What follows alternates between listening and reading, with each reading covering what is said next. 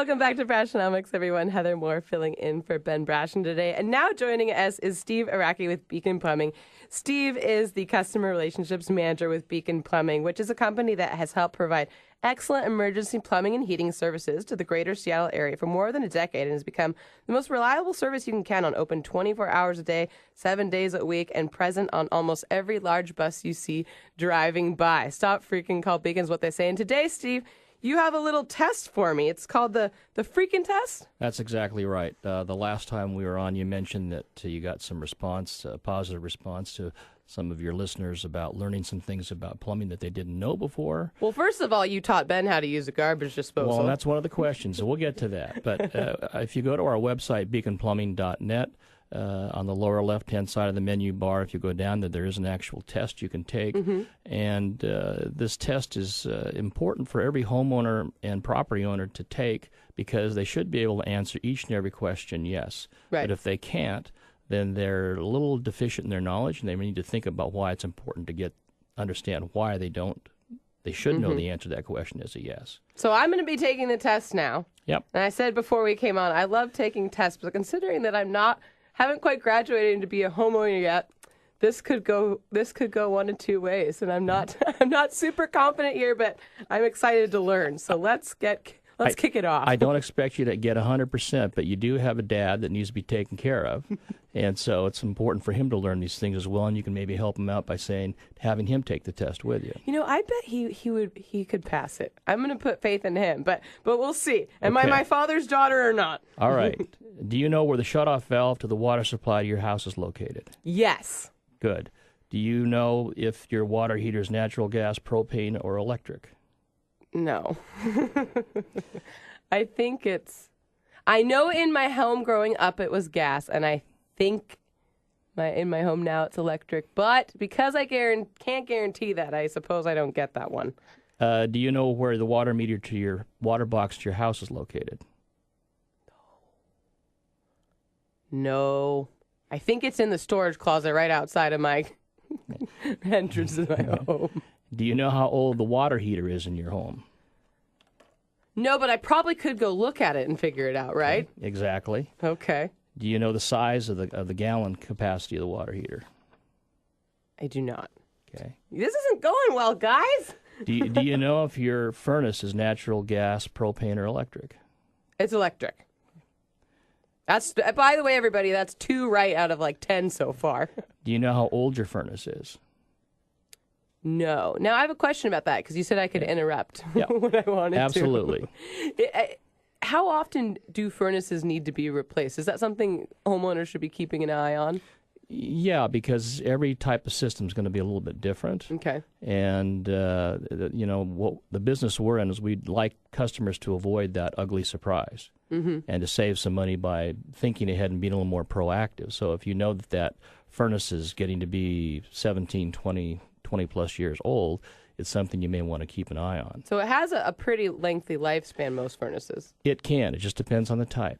All right. And it's probably something where you're not going to know it's on the fritz. It will just go out. It can be, or it can start with components going out. Okay. And then people are going, gee, how much do I spend to fix this thing versus buying a new one? And if we come out to the home, we're happy to take a look, even if it's unrelated to our work.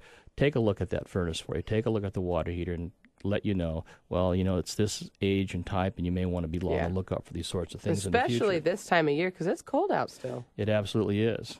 Next question. Do you know what kind of filters your furnace requires? I'm not even sure I know what a filter does in a furnace.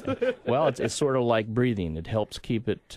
like a car filter? Yeah, like an air filter in your car. Exactly. The same kind of deal. It keeps the apparatus from getting dirty, and dirt is not friendly to most equipment and machines, so it's very important to change those filters.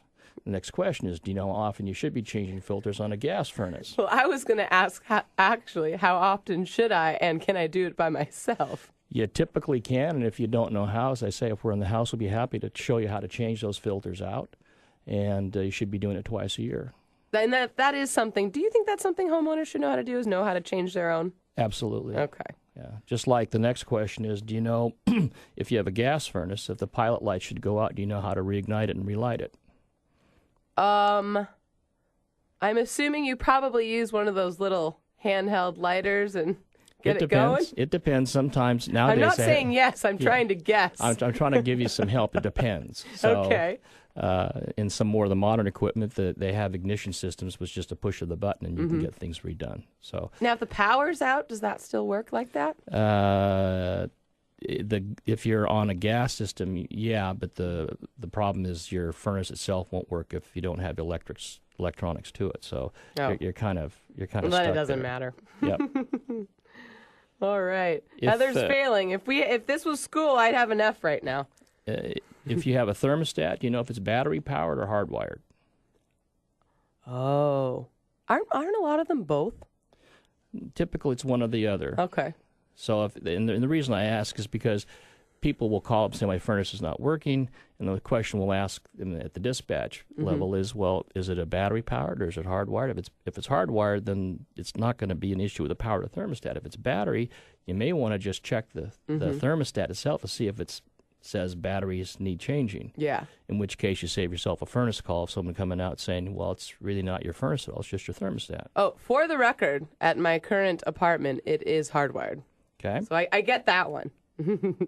Next question, Steve. Do you know if there are sewer cleanouts inside or outside of the house?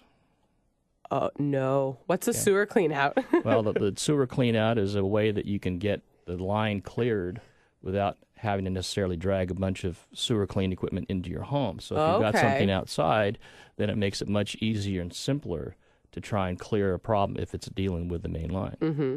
So it's something that's important for people to know because if they have the dreaded backup, then it's nice to know that, okay, we have a cleanout located outside here in the backyard. You can bring your fancy schmancy hydrojetter out and you can put it down there and make sure the line is absolutely cleared out. Instead of having to go from inside the home? Yes, which exactly. sounds not as favorable. It is just not a good deal. So, all right. How far are we along on this? Well, we're better than halfway through. All right. If you're not served by a septic tank, but if you were, would you know where the lid is to the septic tank?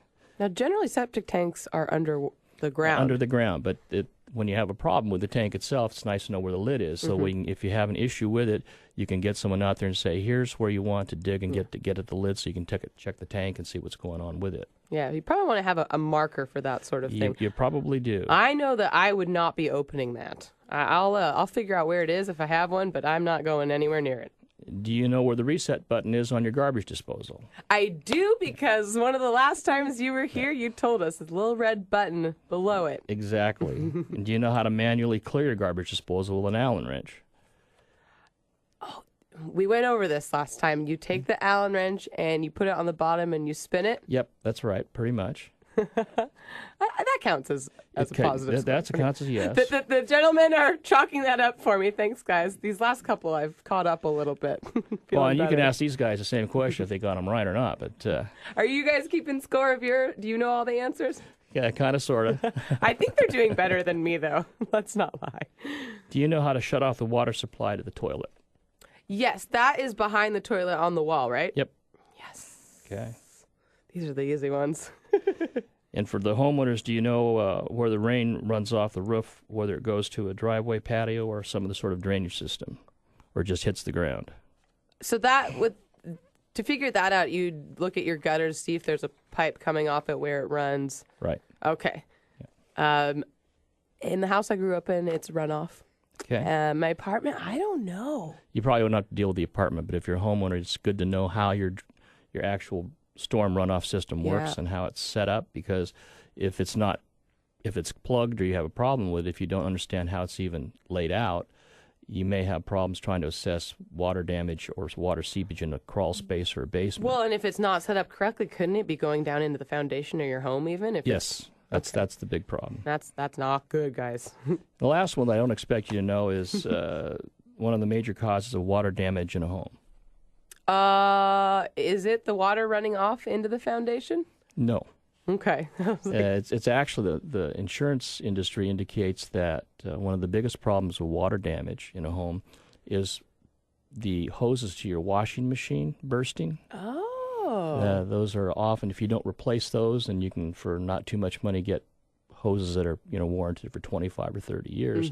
But frequently it's when the pressure on that old hose breaks and you've got obviously the water turned on all the time to the washing machine, that cold or hot water is going to start spraying, and it doesn't take very long for a large volume of water to soak the walls, get into the floors. Exactly, and cause major water damage. We actually had something like that happen in my apartment, but it was not as catastrophic. It was to the dishwasher. Yeah. And we noticed it right away. But if you can't get that stopped and it gets wet, there's mold. It takes a lot of work to. Yeah, and it becomes a horrible nightmare dealing with insurance companies and remediation companies. And so these tips for your listeners, if they can actually answer yes to all these questions, they can save themselves a considerable amount of money and trouble down the road. Well, yeah. And we'd like to see that for our customers, especially with all the uncertainty right now with the economy and sequestration and all that kind of stuff. Any way you can save money is a good thing. Yeah, well, and it comes down a lot to the preparation and just having basic knowledge about your house. And what I've learned from the test is there's a lot of things about my home or once I buy one that I'm going to need to look up on. And, if you didn't get all those questions right and you're listening, don't feel bad. We were all here in the studio, didn't get 100%. But, Steve, if someone can get all the questions right, there is a special offer from Beacon, correct? Yeah, within the next week of airing of this, if you want to take the test and email it into us and get 100% on that, we'll be more than happy to give that listener a $50 certificate, good for any plumbing or heating work in the future. Now, are they allowed to study first? I mean, I probably could have done better. You probably could, and the answers are available. So these are actually things that, in a serious note, every homeowner should have the answers to these things, and they should have them put down somewhere. So if they're away with a babysitter or someone sitting in their house, that's a good point. Or their tenant, more importantly, has some basic answers. You'd be just amazed the number of times when people are calling up and they are freaking. Yeah. And they're saying, well, gosh, I have the water gushing out of here, coming out of there. And you say, well, do you know how to turn the shutoff valve to the house?